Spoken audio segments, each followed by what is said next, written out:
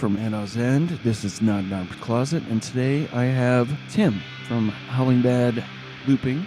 Tim is a really good friend of mine. We met at GRIMTX. We'll talk more about that later. Tim, how is my favorite Frenchman doing? I'm doing very well, Brendan. Thank you very much for having me. How does it feel not being in the Napoleon era anymore, Tim? Do movies such as the last one that came out with Joaquin Phoenix, does that harken back to your homeland, and does that make you want to go back to the mother country?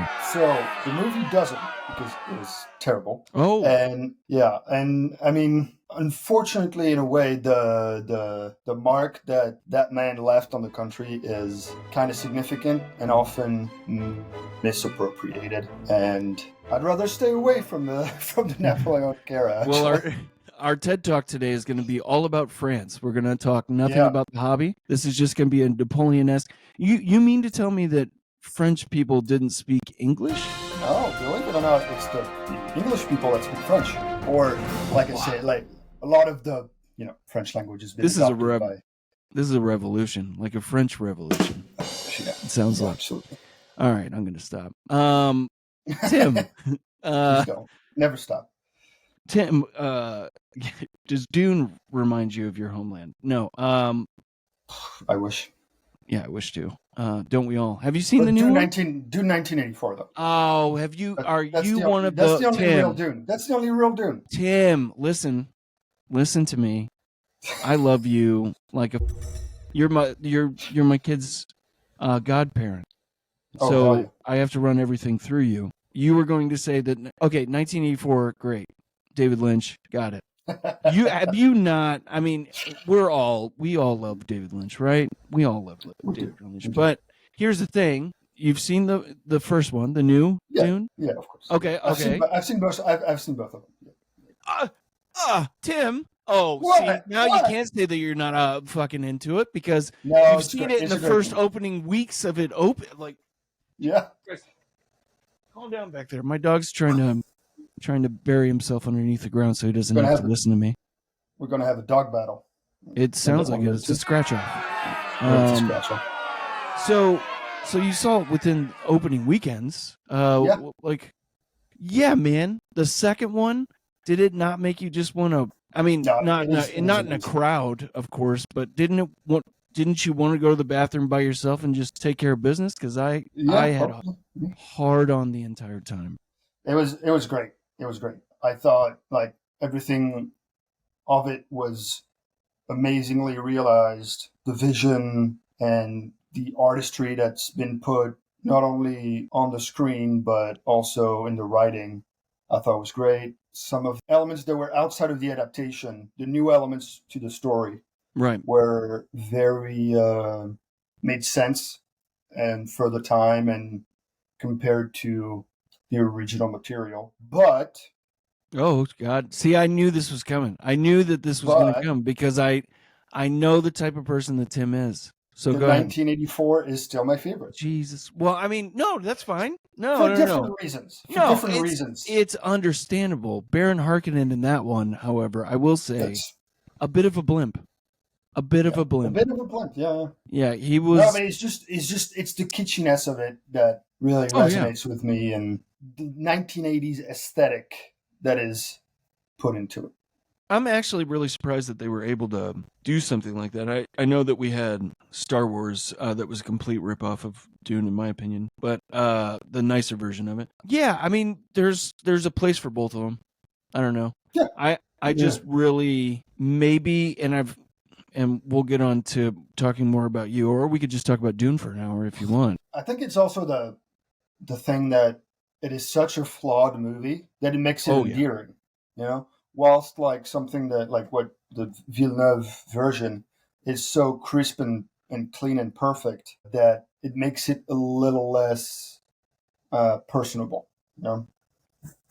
Yeah, it does. The first one does give a more Kit Bash vibe of nastiness. Exactly. This one gives a more grimdark version of that and a more political version, I think. Yeah. I think there's things that Villeneuve wanted to say through the changes that he made to the original material that speaks a lot about our time. Yeah, I agree totally. And also, Paul is a awful human being, and it's nice And to it's just see. the beginning. I know, and to see, man, what a fucking piece of shit whenever he walks into that temple. But Yeah. yeah, so anyways, Tim, we all have stories about how we first got into all of this. You have the privilege of being from two different places, live in the U.S., from France. My question, especially growing up in Europe, and a lot of European guests, or a few European guests that I've had, did you get into the hobby over there, or did you get into the hobby here? No, I got into the hobby in France. So it's important to know that in the late 1980s, early 2000s, Games Workshop had started a huge endeavor of growing the business abroad, like from Great Britain, in the US, and in Europe, and a little bit in Japan, from my understanding, Australia as well. So Games Workshop was very would had a big foothold in France, with shops in every major city, like Games Workshop, like flagship stores in every major cities in France, and some even like some middle-sized cities.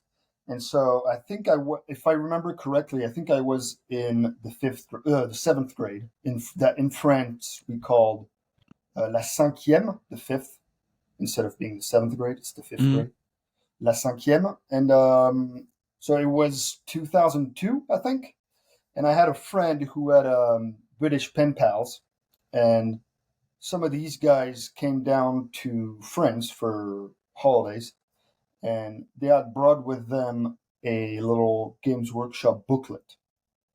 It was not a rules book, it was not a codex or anything. It was just a very simple, like maybe 10, 15 pages booklet that was a presentation of each factions, basically, that were in there at the time. It was at the So time kind of of an the introductory. yeah, kind of introductory document. It was in the middle of third edition Warhammer 40K.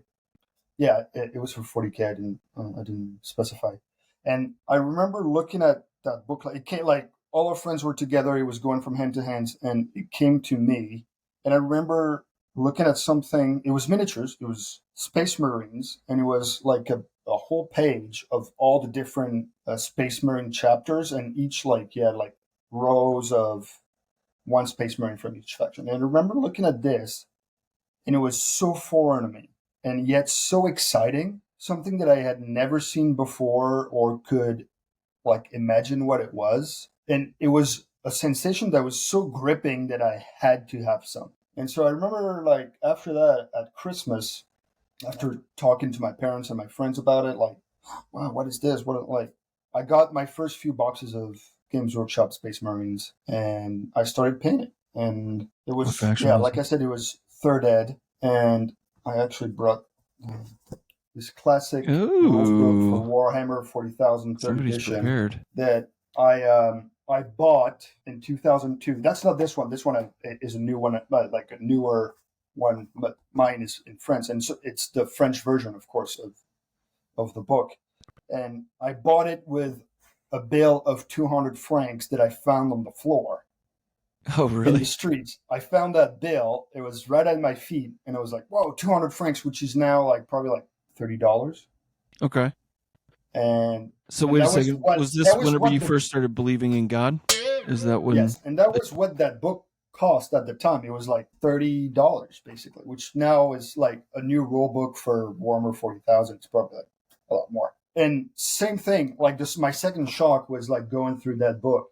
That, like, first of all, that cover from John Blanche, Yeah, I'll it's probably so cover cool. the mic with it, is iconic, and that was my first visual that I ever had of Green Dark and Warhammer art, and it really stayed with me for a long time. And that book is chock full of illustrations that are on this level of darkness and grittiness and like almost horrific for a 12-year-old to stumble upon. It was really like an image that like stuck in my brain for a very long time and kind of drove me to like create stuff that were in that sort of universe. for the same reasons why probably people whenever we were growing up were super into Spawn and not getting away from superheroes like regular superheroes to go to that. Yeah, for sure. And I'm sure I'm not the only one who had that experience. Like, who was a 12-year-old in the early 2000s, and stumbled upon like John Blanche's art and some of the other illustrators. But it was really striking world to discover, and because at the time the only sci-fi that I was aware of was Star Wars. I think Right. it was probably the only visuals of science fiction that I had in my brain. To go from Star Wars to that was something that I couldn't really comprehend. Like, how is this like sci-fi still, rather than the kind of the cleanliness of what Star Wars right, was that showing. very polished version. I think I can relate on that same level with music, where I was like, I'll never really like the heavier metal stuff. I was a kid and was starting getting into screamo and stuff like that. So it kind of like you get that little taste of that grittier version of things. It kind of like pulls you in, because it's almost like something that we shouldn't be looking at as 12-year-olds. Yeah, we're going to get into the psychology of it on this episode. Check out the ATI podcast on YouTube. You can find my stuff and other at parent company individuals on there where they talk about movies, sports, and other things. Back to the podcast. Hey, man, so did you paint that first? Did you assemble that first? Yeah. Did you assemble that first set of Marines, or? Yeah, so I think my parents went pretty hard on like buying me a lot of stuff that first Christmas. And I think I assembled everything I had and started painting, and I didn't really have any idea of what I was doing. Yeah, so those miniatures were caked in paint, and since then I've brought some of them back with me from France. Like my old Space Marine army is stayed in France. I didn't bring many miniatures when I came to the U.S. And no shit, do you have some treasure there? Yeah, I mean, like last time I was there for Christmas, I rummaged through what I had, and some of them one of them made its way to your place, actually. Oh, the little navigator. Yeah, the red guy. Yeah. Well, And, that is a privilege. That actually made me. I want to kiss you, Frenchman. Oh yes, please. Again. Yeah. But go ahead. And when I brought him back, and like I stripped one of my very first Space Marine that I made, stripped the paint to like give him a new coat of acrylics, and I could now like compare basically how far I've gone in my ability to paint miniatures. Oh, for sure.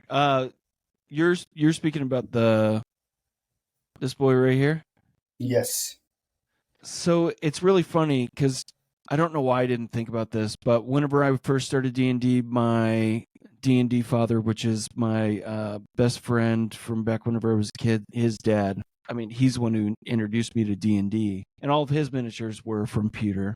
So I'm like, I don't know why I always thought that Warhammer was from sprues. I don't, like, for like stupid reasons, like never, because I never played Warhammer, right? So I always just assumed that it was like this. So whenever you sent a picture of this, I was like, I gotta fucking have that so badly. Like, it's one of the coolest fucking things on the planet, and I thank you so much for doing that. I have a very big, I really like pewter minis. Like, I know, like, I think it's in kind of in the collective mindset that pewter minis are not the best to paint or to play with, because like the paint tend to chip if you play too rough with them and stuff like that. But I really like the heft of them, and like the amount of like even the details are a lot crisper, I find, on those pewter than on I agree. Plastic. It seems like resin is more versatile with crazy details. Like, yeah, for sure. But I like a lot of things that like Ramshackle comes out with, or what's the other one? Knucklebones. It Yeah. seems like that there's a lot more detail that can't be, but at the same time, I'm with you on that. The heft of them, like, it feels like they're an actual figure as opposed to definitely. a very easily breakable. I will take paint chipping over over the breaking. amount of miniatures that I have broken Yeah. from just being an awkward bastard whenever I'm moving stuff around my room. And and resin snaps so easily too that it's can be a real hazard. Yeah. Well, there's a I current ordered my first Visterian. knuckleball miniature this morning. I got a present for you that I'm going to send you after this podcast. By the way. What? No. I got doubles of something. Hey, But I don't have any present for you. I don't give. What is that? What is? I'm not a. I was going to say I'm not a Christian. I don't expect things back. Like it's not like this is Christmas. I'm expecting Daddy to give me a present too. You being the daddy in this situation. Yes. I mean, you have the mustache for it, so I do have the mustache for it. And whew, is it getting hot in here, guys? Let's get with more current stuff right now that we're doing. Yes. I know that you're working on a Visterian board, and to get to the precursor to that, we have a group of us that met last October. It was October, yeah. Yeah, end of last October November. down in Austin for an event, a small event called GRIMTX. We all became really good friends. I've had Bill on the podcast. I'm soon to have Senorita Imp on the podcast. The Queen. Yes, the Queen. Queen Bee. She is one of the greater friends that I've gotten from this experience in Texas, and I'm glad. You guys are the only reason why I'm glad to be in Texas. We'll put it that way. I think we both have a rough time in Texas. Yeah, whenever it turns out like, free-thinking society that constantly can start revolutions all the time and protest, and it's part of their culture, and a man that doesn't believe that America is doing anything right ever, tends to not be a great place to be in Texas, or profession-wise. Anyways, I will say I've seen some of your work on the Visterian board. Are you thinking about doing, or have you started a Visterian cult with the story? So I have started to think of a concept and gather bits. I'm starting on the board because I'm pressed by time to get that board done by basically the end of April. So I want to have that done first. And then once that's done, I will work on my cult. And my cult is very silly. If I'm able to nail the miniatures the way I want to do them, I will absolutely, it will be hilarious, basically, if I'm able to do it. I don't know if I should spoil it or if I should keep it for me until it's done. It's purely up to you on whether or not you do or don't. Basically, the whole the whole gang is based on bits that I have. It's torsos from Chaos Marauders from 2003. Okay. And they have those big, beefy torsos that I thought were so comical that I had to have a cult that's based on beefy man chests. And that's all I will divulge. That beefy man chest cults are, I'd be intimidated, especially if they have skinnier legs.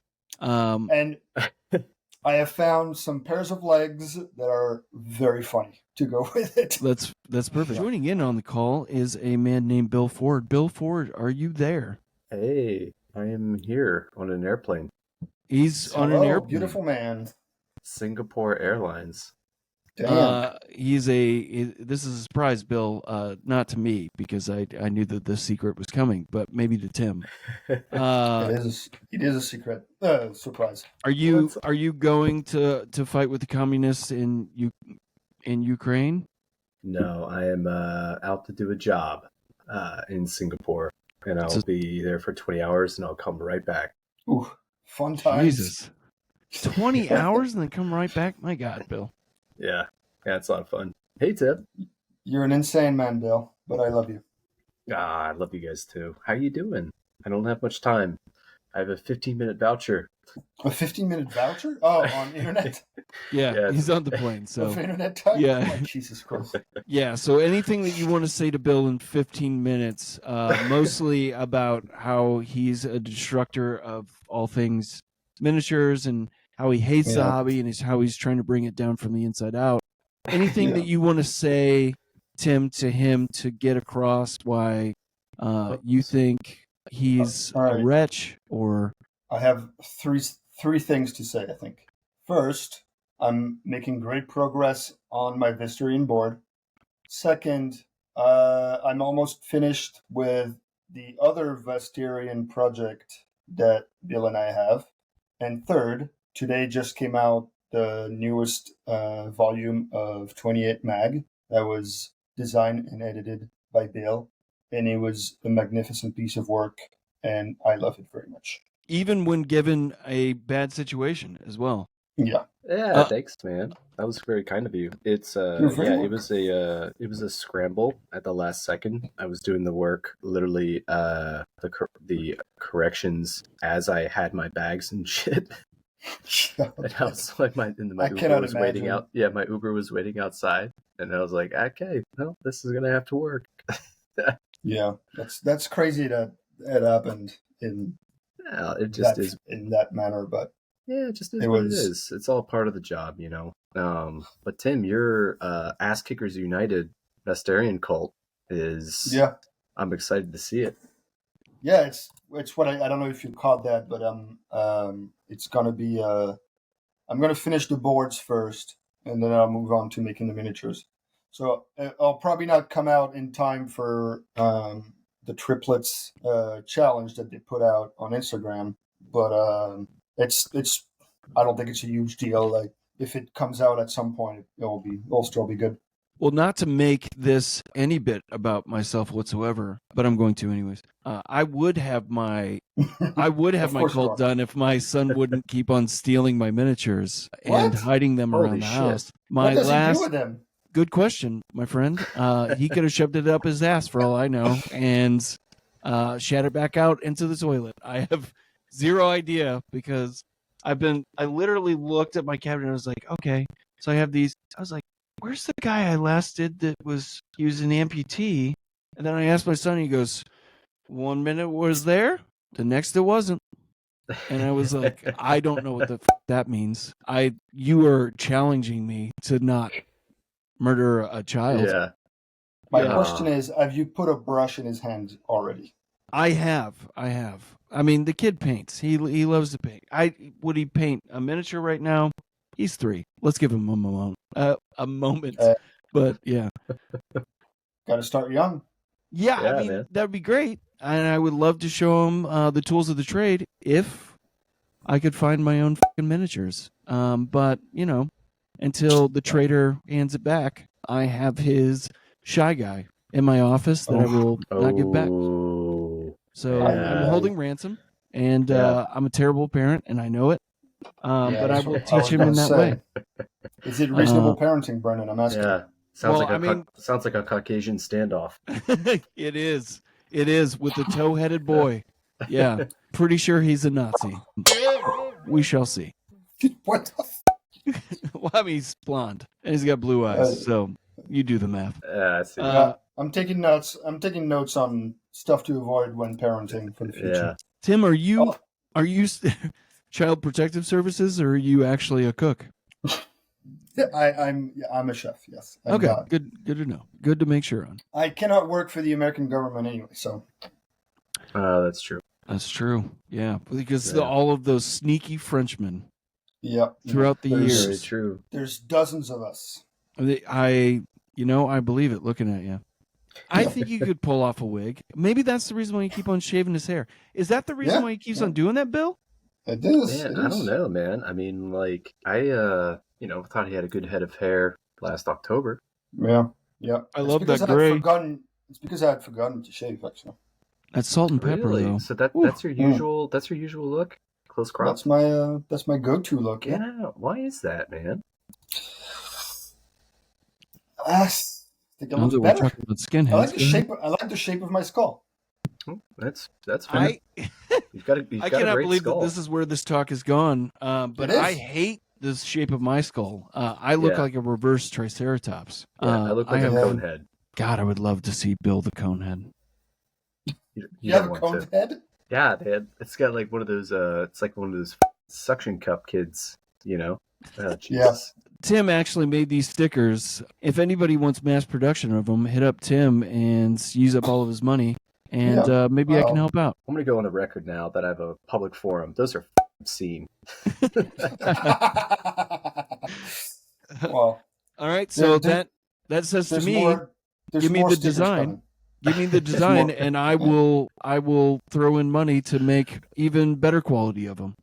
I want to make a stickers for every one of you. That's my goal in life. I'm very also saddened by that. I'm scared. Really want to make I thought about today making a purse tank sticker. Oh, that's cool. Oh yeah, that would be great.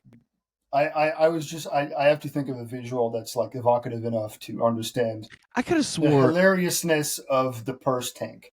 I was pretty deep in on that on the booze at that point, but I could have swore she took it out of her coat. But I guess it had to be a purse. I thought it was her purse. Yeah. I think it was the purse. Yeah. Okay.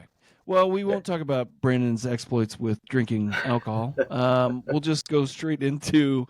Hey, Bill, is there anything you want to plug before you have to head off of here? No, not at all. Sorry, I'm like fumbling with my phone trying to purchase another 15-minute credit.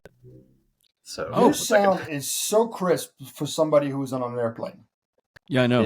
It's like technology. 15 megabytes a second. It's Singapore Airlines. Oh yeah. Singapore Airlines. Please don't sing. Yeah, here we go. I will. Okay, I got it. Don't test me. No, so International Women's Day, man. We had a lot of great submitting artists. A lot of and it's just crazy to me as someone who doesn't really seek artists who are just like really, really good at painting minis. Like for the most part, that stuff doesn't really interest me. So it was really cool to see just that kind of work in general. All the weird, cool, kooky shit that people make. Like I was just kind of floored by it. I was like, wow, it really broadened my horizons as to what's out there, and kind of showed me or demonstrated to me that you don't have to have 10,000, 20,000 followers on Instagram to be talented. There's a lot of hidden gems out there that are, they're not mainstream people and they're doing their own thing. And I think that's really rad that they put themselves out there. You know what's insane is now I make it an active choice of my own to seek out people on the podcast coming up soon that, and there's some big hitters in there, but people that I've seen that I'm like, what the fuck, dude? I look at my starting pictures. I see my starting pictures whenever I was first beginning everything, and I was like, what the fuck was I doing? But, it's all progression, but you always think to yourself, what could I be doing better? But, man, I've seen some starting off people that are 65 people follow them. And I'm like, man, you got some killer shit. Yeah, Tim's board, I'm excited to see your board, Tim, and Brandon, just in the last 6 months, your stuff kind of progressed to where it is. I'm just kind of wowed by that progress. It's so cool to see. And it's really exciting to see a lot of women participate in the community. Notably, I think the number was 7.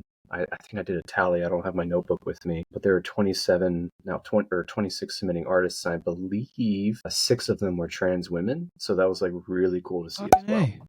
Oh yeah. Yeah. Personally, going through the publication today, I really felt super inspired because I look at the pictures first because I'm still 6 years old when it comes to reading.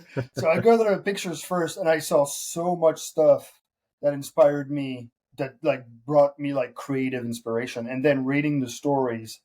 I haven't had the chance to read all of the stories yet, but the few that I was interested about from the get-go, notably our dear friend Gabby and some of the other women that were on there. All the stories that I wrote were so inspiring and made me hope for and yearn for more of these stories to come up from maybe younger women that are still just like starting, that are probably like 12, 15 years old, that are seeing some of those images on Instagram or other social medias, and that are inspired to create on the same level or a higher level than some of those women you guys featured. Well, that's really reassuring to hear, man, and I'm really happy to hear that. Because this year, my focus was as like the lead designer, I guess you could say, was I wanted to, having read the previous two issues from 2021 and 2022, was I wanted women to also give their story if they felt comfortable doing so, to share their stories as specifically being a woman in the hobby. And I think we kind of accomplished that to a lesser extent. We had a bunch of women share their stories, and it was just nice to have a platform to allow women to share that with the greater world. And for the most part, as I was able to read through most of them because I had a team of editors that did a great job. It was nice to see that for the most part, most of them are like, I'm just really not affected in my area by being a woman in a male-dominated hobby. But there were some stories that were a little troublesome. So it's nice to get that out there and know that there's still a lot of work to be done. I would imagine, and I haven't got to read the edition yet, but I would imagine that a lot of gatekeeping is in that, which any kind of gatekeeper can themselves. But I would like to know if at any point there's ever a thought to, for 28 Mag, I know that you guys are purely online. I just want a copy of something in my hands, bro. I want one print time. it. Print yourself, Brandon. Tim, don't fucking take their side. Don't take their side, Tim. I need you to start a revolution with me. What your people are known to do. Yeah. We're gonna rise up. We're gonna rise up for a printed version of 28 Mag. That's literally the biggest cause that's going on right now, I think. Right? Yeah. There's nothing else happening in the world, or nothing that I forgot to put up my. I just got a Palestinian flag in the mail. I forgot to put it up today. I will do that for the next time. Tim, Bill, while we have you on here, is there any new developments with Visterion that you wanted to speak on, or if there's anything going on with that? I know you've been a busy man. Not really. I mean, I've been working with Trey Greer, who's 4 Eyes on Discord. He's not on Instagram, but I've been working on a rule set with him. I should say, I've been more of a concept person. He's done a lot of the legwork of just putting together a very simple 1-page rules version of like a skirmish system that's specific for Visterian, and that's been a lot of fun. I've been working with Martin McCoy and Shane Brockway on Moss Cairn as a writer. So cool. So that's been also consuming a lot of my time, unfortunately. So there's a lot of really cool things coming up. But Visterian specifically, there's really not a... Yeah, man. I know the Wire Brothers are going to Adepticon. Matt from Totally Not Panicking is going, and I think he's going to make some time to play some games. So if you hear this and you're at Adepticon, go check out the Wire Brothers. Nicest guys in the world. Very approachable. There's something to talk about to each one of the 3 of them. And they're very excited about their setting. And it's really cool, man. It's really exciting. They're 3 heads of the God Emperor right now. Exactly. Yeah. They're like the Hydra. Yeah, they're going to be on the podcast in October. I reached out to them. They should be on in October, so nice. That should be a good time. That'll be awesome. Tim, you are Tim. I think your dog heard me through the headphones. Being a dick. He seems very upset with me. We're going to get into a little thing called Kindness Corner. Barrett, my thoughtful producer, if you could put a picture of Katie Britt today on the rebuttal of the State of the Union address, could you also place a megaphone next to her mouth because nobody can hear her? She's just whispering the entire time. And next to her, could you put a Alabama native animal known as the alligator wearing a Trump wig that may or may not attack? We'll just leave it at that. And maybe some confetti. Happy stuff. Yeah. Tim, what is a thoughtful, wonderful thing that's happened in this hobby that you've seen that Bill was unable to answer because he's at Harkonnen and not a Fremen? Is there anything that's happened to you in the hobby that you really respect and something that kind of made you love it that much more, just the community at large? Can I go through a couple of them? Hey, we can have an Oprah session at this point. We can literally, you can stand up on a couch and say that I'm in love. You can do that. No. Tom Cruise did that. Yeah. No, but I think what struck me the most when I started getting into the grimdark / 28 subsect of the miniature wargaming was how like giving everybody was. And so I like a few people send me free shit through the mail. Notably, Mind Flayer Zach in Rust We Trust sent me a whole sprue of Frostgrave Barbarians that then came to become most of my Mordheim Warband, and he just sent it to me for free. And Steven, Big Boy Gaming Time, sent me free stickers. When we met at GRIMTX, Colt and Bill were super generous with all the bits that they had brought. I could like go through all the bins and take anything I wanted, and it was like, yeah, no problem. So that's really something that struck me, is how generous everybody is with their stuff, the stuff they bought, the stuff they made, and they just like, yeah, just have it. Like, and I just love that, and I want to be able to do that also. Just be able to send shit to people and not look back, because that's what it is. That's what it is about. And I think that the greatest part about GRIMTX for me was that first, the beginning where we set up the table, and then it was just bits table, and everybody can take whatever the they want from it. I think that that's like, you get into a lot of hobbies where people get really touchy about money and their things and your things, and it was just kind of a communal, everybody take from everybody's shit. I brought down boxes. I know Bill and Into the Great North. It was just, you brought some stuff. Shit, I mean, I took some stuff from you. So very little stuff. Slow-Fi took my entire table because I forgot it. So I mean, I brought a table. Yeah, I brought a second table down there, and I completely folding forgot table. Yeah. Oh, the plate, the full. Oh, I thought you meant a board. I completely forgot it. I was trying to get out of there, and that was pretty funny. He'll have that for the rest of his life. I'm not going to go grab it. I'm sure he needs it. Yeah. So, any other stories that you have for us? No. That's all these people, like, kind of separated.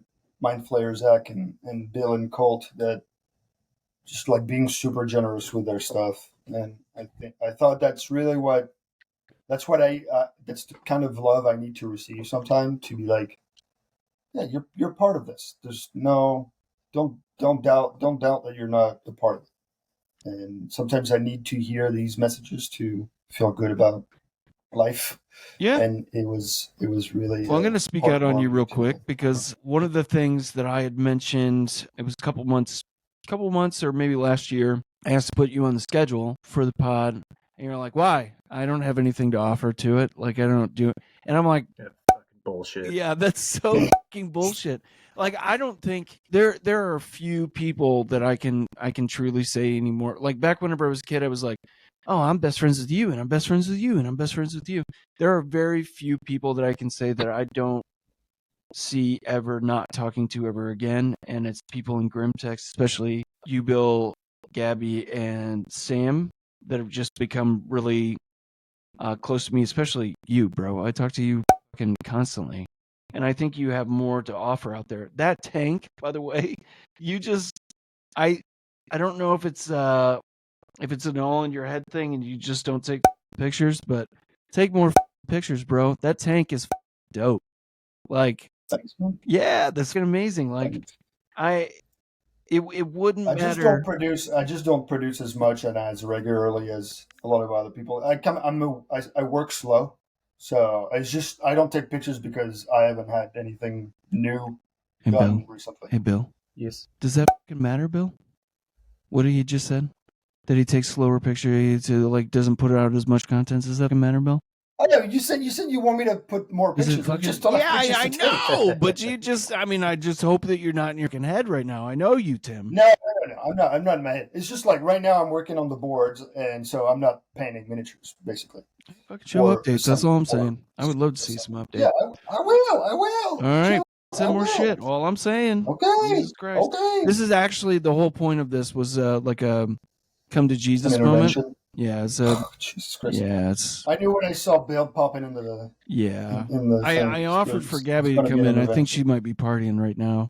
But we were all going to sit around you and talk about how you have a problem, and it's that you don't show your own shit. Yeah, this is an intervention. Yeah, it most definitely is. No, I really appreciate the words you said. It's complicated past 30 to make new friends. Like it seems like it's a very cliche thing to say, but yeah, it is a reality that it's hard to make new friends past 30, and it's even harder when you're an immigrant. Given that I'm very much a privileged immigrant, and I don't have to suffer a lot of the things that other immigrant communities have to go through. But when you're from a country that has like a very different culture, it's even harder to meet new people and get in touch with people. And that's why the 28 community, the Industrial Trust Discord, and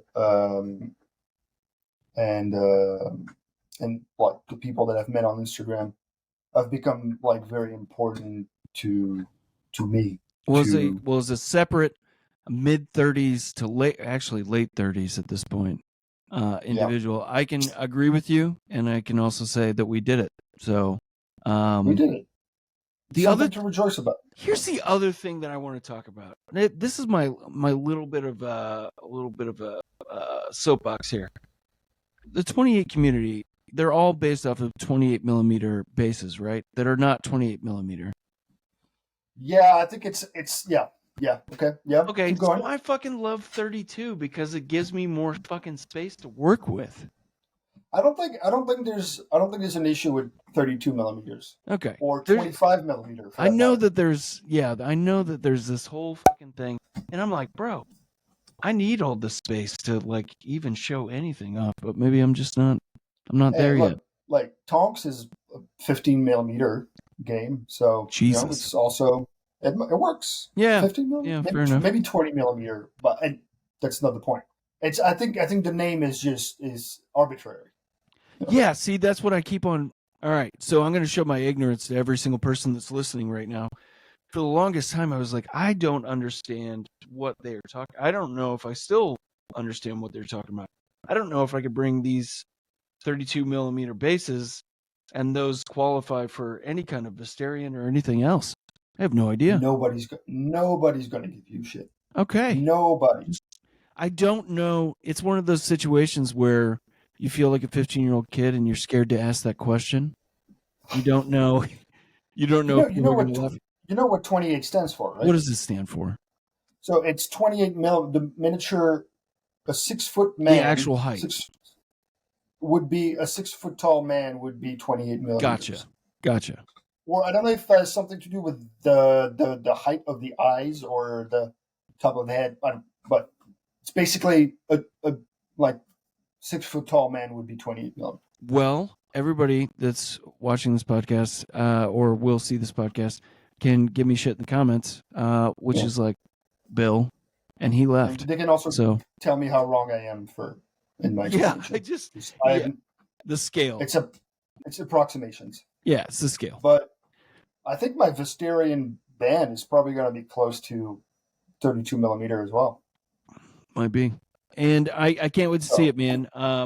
Once my kids stop stealing my shit, I even have disparate heights in my Mordheim world. Some of them are 32, some of them are 28, some of them are 25. So it shouldn't matter. Tim, is there anything else you want to get out there? We'll put your plugs in there for Instagram. Do you have an OnlyFans that we can subscribe to? Yes, I have 2 actually. Okay. No, I mean, you have one. You were kidding. You have one? Yeah. He does. I'm sorry. It's all mustache porn. Yeah, you get you're the only one getting the news. Thank God. But no, jelly I bitch. don't have anything to plug because I don't do shit. And get the f*** out of here. All right. No. Tim, Howling Mad, I love you very much like a brother. Thank you for being on the show today, man. I know you're about to move soon. I won't say where because the government's hunting you down because you're don't dox me. You're a foreigner. So we'll probably, if Donald Trump's involved, you'll be out of the country next week. Oh shit. I love you very much, man. Thank you everybody for watching today, and yeah, go fuck yourselves. Hey there, this is Barrett from the ATI Podcast here to talk about what we have going on the ATI Podcast Network. First, we'll start with Waxing On with R and J. The format of Waxing On with R and J is audible selections made exclusively by our hosts and brothers, Ridge Jackson and Jake Jackson. Waxing On with R and J is sure to tickle your inner eardrums with some of the most vile tones you've ever encountered, and conversely, ear candy with pop melodies, focusing on spotlighting underground and rising artists. Waxing On with R&J is another outlet of the ATI podcast community to bring awareness to many musicians' craft. Also found on the ATI Podcast Network, Nodnarb's Closet, hosted by Brandon Stuart of EDAW'S. Nodnarb's Closet is a wing of the ATI podcast programming that delves into the world of roleplay games, miniature painting, diorama making, occasional pro wrestling match watch-alongs, providing commentary with a dash of jocularity and satire, and much, much more. Of course, leading the pack is the ATI Podcast. On the ATI Podcast, we episodically invite guests onto our show to spotlight their talents, whether that's musicians, filmmakers, artists, actors, businesses, even athletes. Nothing is off the table. The focus of the ATI Podcast and its collective creative arms, whether that's Waxing On with R and J or Nodnarb's Closet, is to bring awareness and focus to people's talents. Be sure to follow us across all traditional podcasting platforms, and for the full experience, subscribe to our YouTube channel. Just search the ATI Podcast. Stay safe out there.